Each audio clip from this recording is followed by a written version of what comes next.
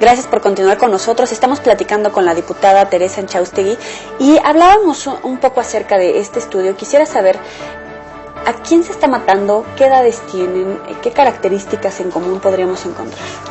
Mira, las características de las edades es que casi el 23% de las mujeres asesinadas, según estos presuntos homicidios, se trata de menores de 18 años.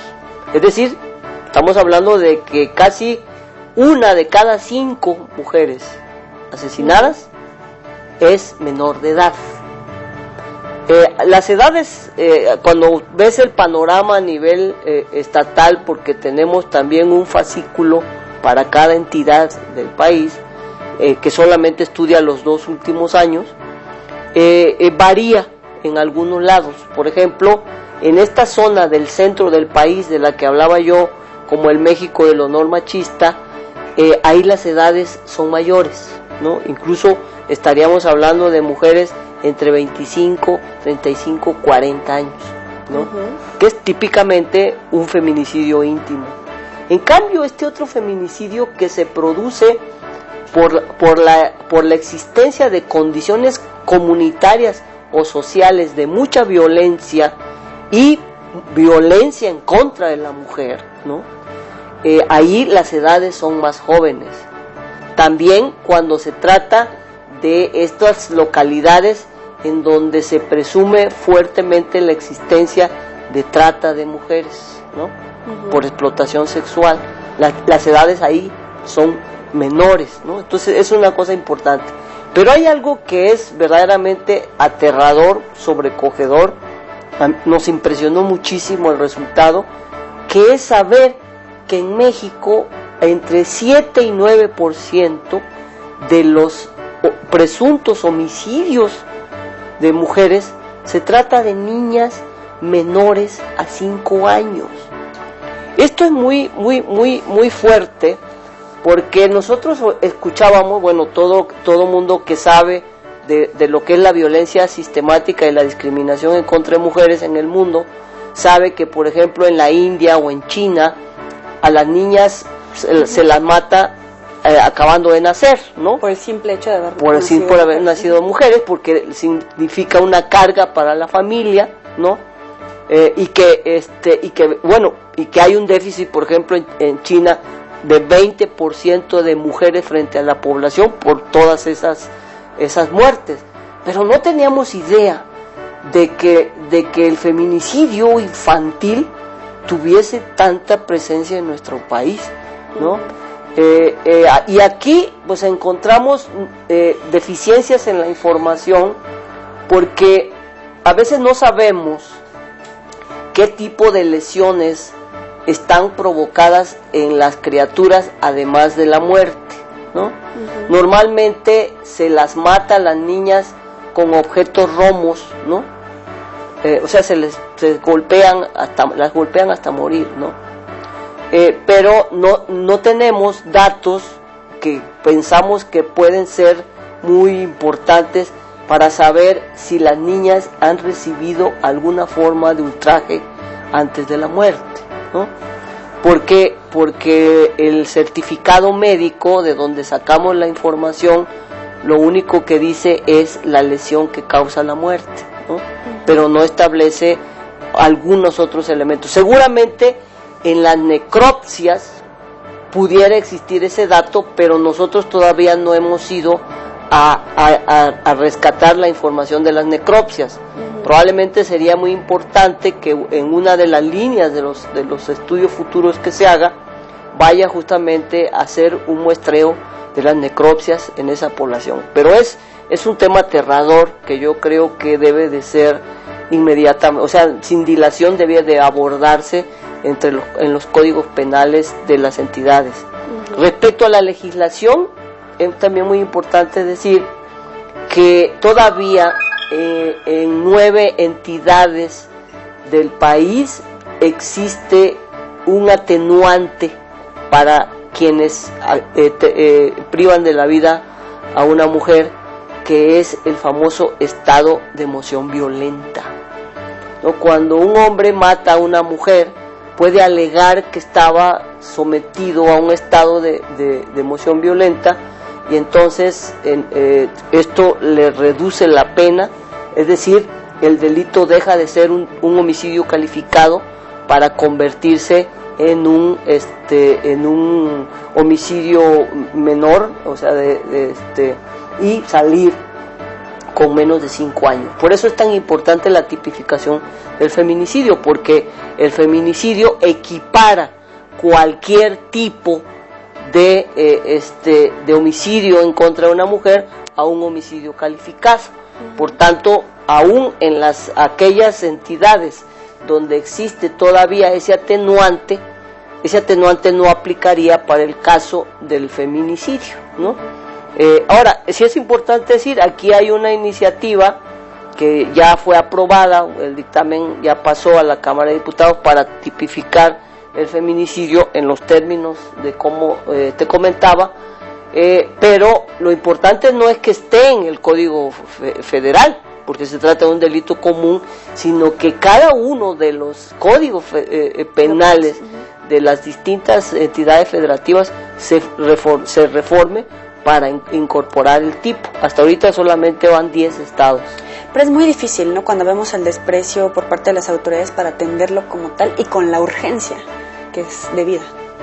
Sí, es difícil, verdaderamente estamos haciendo un enorme esfuerzo. Yo creo que, aunque es difícil, no hay que desestimar en realidad la dificultad, y no solamente, o sea, a veces hasta de los jueces, de los ministerios y también a veces de los diputados mismos, ¿no? Pero sí creo que ha habido un pequeño incremento de sensibilidad en el tema. Nosotros hemos recibido en la comisión a 12 procuradores, mañana vamos a recibir a 2 más, y en los demás días vamos a seguir recibiendo procuradores que estamos invitando para que nos traigan las cifras, porque todavía las cifras de las averiguaciones previas, ¿no? Y de todas las averiguaciones, tanto las determinadas, es decir, donde ya hay un probable culpable, responsable, y las que terminan en sentencia.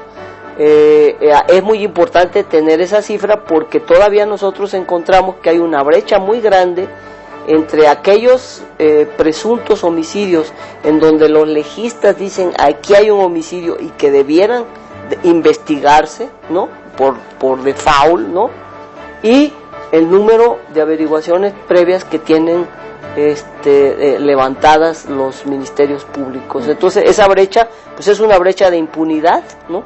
¿Qué tasa de justicia promedio encontramos? O sea, puede ser muy variable, es tremenda, es tremenda, porque mira, nosotros tomamos el número de averiguaciones previas que los 12 procuradores que han venido a traernos datos nos dieron, o sea, de todas las que están determinadas, no determinadas, en curso, en reserva, tal, para poner en claro, en grano, cuántos efectivamente han terminado de 2000 a 2010, y encontramos que solamente hay un 1% de casos que se resolvieron y que se sentenciaron.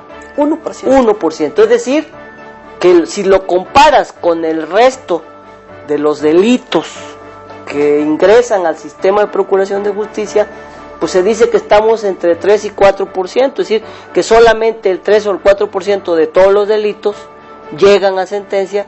Pues entonces las mujeres seguimos nuevamente siendo privilegiadas, entre comillas, por la discriminación, porque todavía tenemos más impunidad en nuestros delitos que en los que hay en general.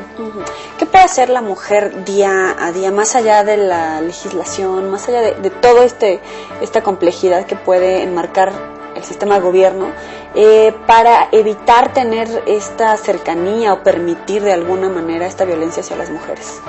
Bueno, yo creo que lo primero que tenemos que hacer es que todas las mujeres mexicanas sepan y estén muy, muy conscientes de que tienen derechos, de que nadie puede abusar de ellas, de que el abuso no es natural, sino que es un delito y que deben denunciar.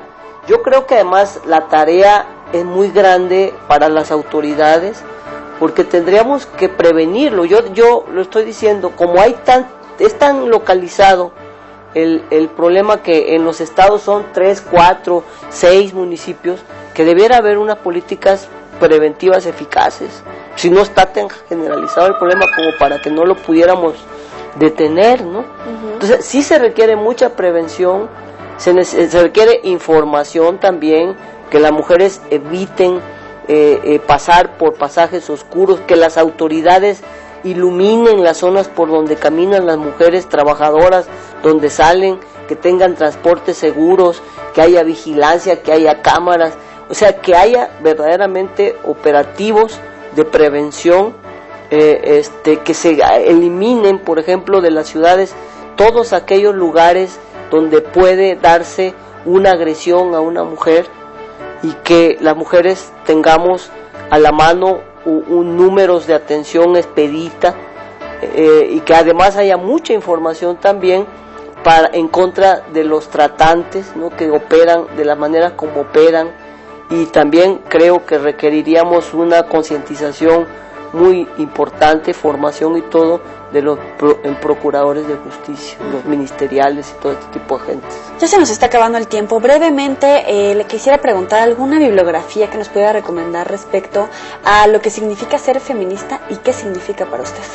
Bueno, el feminismo está considerado como en dos vertientes. Uno, como una lucha social, de una movilización social a favor de los derechos de las mujeres, porque como tú sabes, nosotras fuimos incorporadas a la modernidad sin tener ningún derecho. No nos dieron derechos civiles ni políticos de ningún tipo, y ha sido la lucha de las mujeres la que ha ido conquistando esos derechos, pues a lo largo de 200, 300 años. Existe además un feminismo teórico, que es el estudio de las maneras en que las mujeres hemos sido subordinadas, y también el estudio de las relaciones entre hombres y mujeres, para tratar de encontrar una igualdad, pero con el conocimiento científico de la historia, de la filosofía, de la ciencia, de todas, porque de la economía misma, para analizar cómo estamos en la sociedad, ¿no?, qué brechas de desigualdad hay en nuestra vida, y qué maneras hay para lograr la igualdad, ¿no?, con los hombres, en una vida digna para ambos, de respeto mutuo, de derechos entre ambos, y no de la subordinación de una parte de la humanidad a otra. ¿Alguna bibliografía? Hay muchísima, pero yo recomendaría un libro que es muy importante, que es de una autora inglesa que se llama Carol Pateman, que se llama El contrato sexual. Y hay también, mucha bibliografía, por ejemplo, en México, de Marta Lamas, tiene muchos libros sobre el tema de género, sobre qué significa. Ella hace una muy buena sistematización de las teorías feministas, también en la revista Debate Feminista, que es una colección espléndida. Hay muchísimos elementos, ¿no?, para entender y para profundizar en estos temas. Muchísimas gracias, diputada. Al contrario, ojalá podamos darle ahí una ojeada a todas las televidentes, y hombres y mujeres, ¿no?, a este tipo de bibliografía. Gracias por recibirnos. Gracias, y gracias por ustedes por acompañarnos. Nos vemos la próxima a la misma hora y en el mismo canal.